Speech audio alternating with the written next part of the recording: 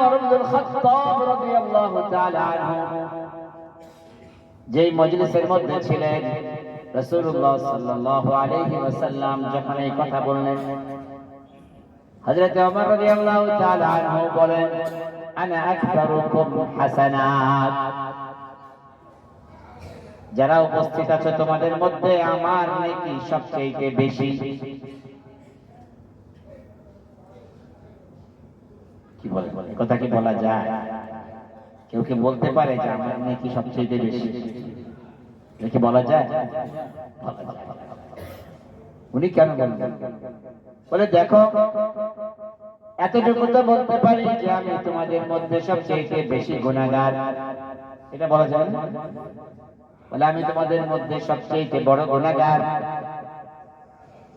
আমার গুনাহ সবচেয়ে বেশি, আমি সবচেয়ে বড় নাফরমান।